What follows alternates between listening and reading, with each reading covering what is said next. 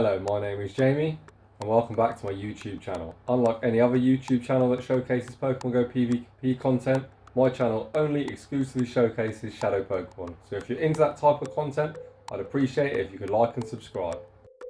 So let's get into today's video.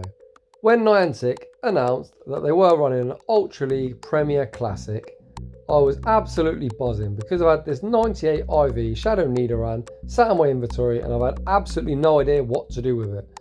Obviously for the Open Ultra League you are going to want one with a lot lower attack, like a 0-1, something like that.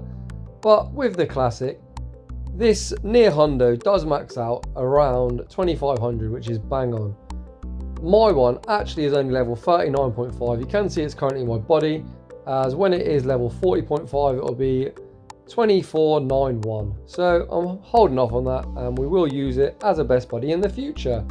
Obviously Shadow Nidoqueen has a lot of weaknesses in this meta. It's going to struggle against the steel types due to his poison fast move, and stuff like Crobat is super common. Again, it is going to struggle.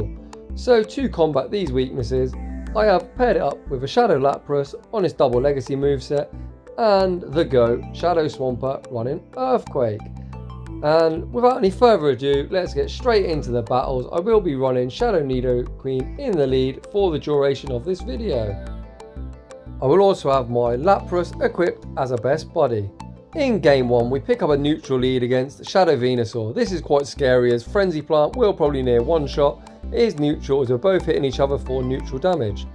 Venusaur is neutral to poison due to poison resisting, poison and grass taking super effective, and we are neutral to grass due to ground taking super effective and poison resisting.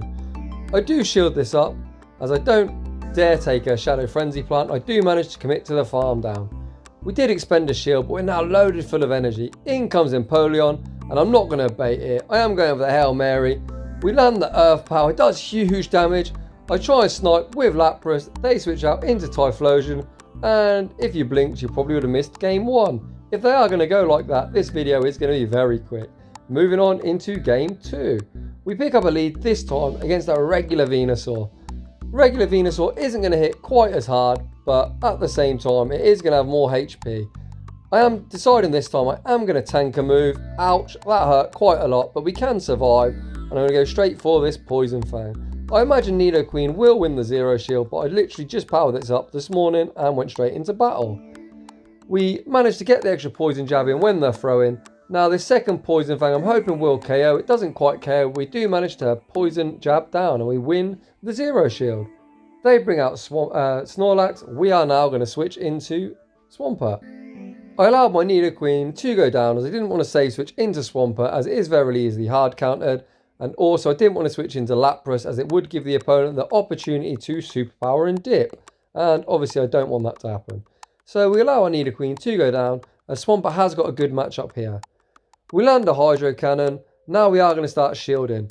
We will win this matchup in even shielding scenarios. The Snorlax now is going to be forced to start shielding as these Hydro Cannons from a Shadow do really chunk. They aren't going to be able to take another one. We draw the first shield. And we get to another Hydro Cannon. So now the opponent is going to be forced to either double shield or let the Snorlax go down. The opponent does double shield. Swampert is getting really low. So at this stage, I am going to rely on the big thick boy Lapras to close this match out. Body Slam does take us down. And unfortunately for us, we was running double ground. And our only thing that is weak to electric is lined up with Ampharos. I go for the Ice Beams. It does more damage as I am going to have to try and farm them down and have a move ready for Snorlax. They're at 5. This could be the Focus Blast. I'm calling the bait. It is the Thunder Punch. We get the Ice Shard through and somehow we could now have a win con. I'm going to shield this next Thunder Punch up and the Ice Shard, which is a 3-turn move, registers for the 4-turn Volt Switch. We've got the Surf loaded. Will this be enough to take out the bulky Snorlax?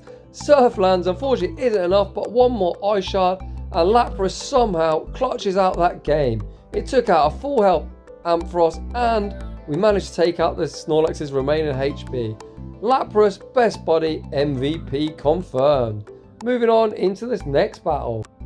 We pick up a Dream Lead against Shadow Granbull. They switch out into Escavalier. I am going to Poison Fang it. I am throwing this Poison Fang, so it's now that in range where one Hydro Cannon will KO. I don't need to go for the Earthquake. with that Poison Fang, we are now definitely going to win switch. So I can now double shield and keep the alignment. The opponent actually baits us with an acid spray, which is absolutely horrendous. You hate to see it, the absolute bad manners from the opponent. However, even the squishy Swampert, we aren't going to get farmed down. We are still going to win out the 2 shields should the opponent wish to play it out. We are now starting to get shields with these Hydro Cannons. You can see that Mudshot is absolutely shredding due to the Poison Fang debuff. We've already drawn 1 shield, we now draw the second, and we outpace him to this 3rd Hydro Cannon. So despite being BM'd Acid Spray, we still maintain alignment. The fact that we have got our defense lowered, it only takes 1 Waterfall to take us out. Now unfortunately we're stuck in a bit of a rough matchup. This is really painful for both parties. We are hitting the Empolion for double resisted with our Ice Shards due to Steel and Water both resisting Ice. And they are hitting us for single resisted Waterfalls. And as the charge moves go, Drill Peck will hit for neutral, but it's not a great move without stab.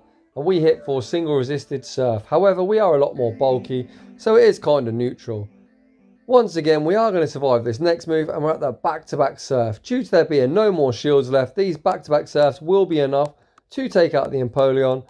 Let's see if the opponent tries to catch the second one. The first one lands. They don't manage to catch, so this second one will be enough to take out Empolion. And I'll be spamming out that Nidoqueen to finish this game off. Back out comes Gramble. We spam out the Nidoqueen and the opponent sees the writing on the wall. GG's to that opponent. And moving on into the next battle. I think we're currently 3-0 in the set. Let's see if we can keep this momentum going. We pick up another Dream Lead against the Togekiss. They switch out into Drifblim. And unfortunately I'm super slow on the switch. I've got absolutely no idea why. Probably because I'm a noob, but you love to see it. In comes Drifblim. They hit us with a Shadow Ball. Most Lapras are running Skull Bash, so I go straight for this Ice Beam. We managed to let a Hex through as well, so this is an absolute noob game. If you are going to use this team, don't play how I'm playing in this matchup. At this stage now, I am shielding up, but you're going to see the opponent baits me with an Icy Wind, which is pretty terrible. And we actually lose CMP as well. This could be the Shadow Ball due to us letting a few Hexes through. However, we're still in an alright spot. I know that Ghost resists poison, but I'm imagining with Shadow bonus I am going to be able to Poison Jab down this Drifblim. That's 2, that's 3, that's 4, and on 1 HP, the stupid balloon manages to survive, so now I'm forced to burn my final shield. Let's see what they've got in the back. We're loaded full of energy.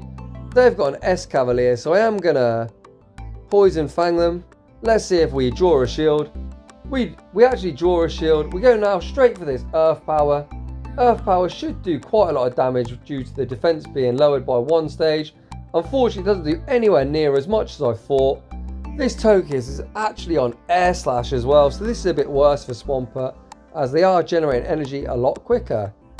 We managed to get the Togekiss down to about half health. We are now spamming out yet another Hydro Cannon. This will take out Togekiss, but unless we can get to a Hydro Cannon, we are going to be in a rough spot. You can see that S-Cavalier outpaces us by 1 fast move. Down goes Swampert. And Nidoqueen is energy dry, so we are going to have a tough time clutching out this game.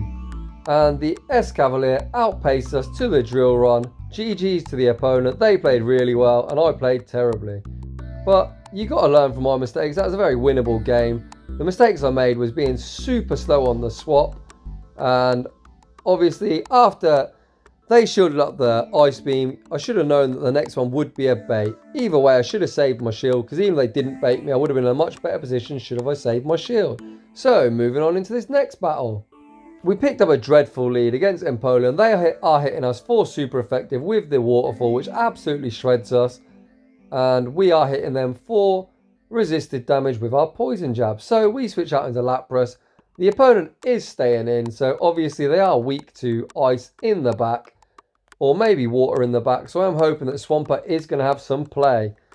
You can see that once again, like we said in the previous battles, this is a painful matchup. It goes on forever as both of these Pokemon are hitting each other for a lot of resisted damage. The Empolion once again is going to throw a charge move. It's been that much of a slog this matchup that my switch timer does come up, so I snipe him down with Swampert, and we're going to see if my suspicions were right. Are they weak to Water in the back? The opponent is waiting out their switch timer. They bring in Alolan Muck. It's actually on Snarl, which is a bit better against Swampert. However, most Swamperts like to bait. If you follow this channel for a while, hashtag I'm not baiting. Get out of here, Alolan Muck. And in the back is a Crobat. Can the GOAT manage to clutch out this game doing GOAT things? The Crobat is going to be forced to start shielding as these Hydro Cannons do really chunk. We managed to deny a few air slashes, which is pretty good for us. If you saw my video on fast move alignment, you'll see how important trying to deny fast moves can be. It can be the difference between a winning matchup and a losing matchup. Due to me having 2 shields, I decided I'm going to call the nuke of the Shadow Ball, which we do successfully. So now our defenses aren't lowered and Swampert is now primed to clutch out this game. The Crobat unfortunately isn't going to get to another charge move, so Swampert manages to sweep in the end matchup, making up for the 4th game where I played like an absolute noob. In the 4th game we managed to pull back a strong victory.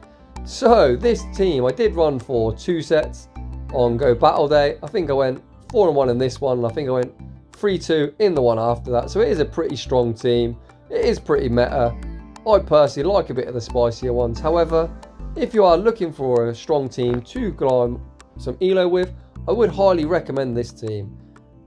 This is probably video number 3 from Go Battle Day. I've actually got 4 more team comps to show. So if you are enjoying the content, I'd appreciate if you smash that like button. If you're new to the channel, consider subscribing, and I will see you all in the next one.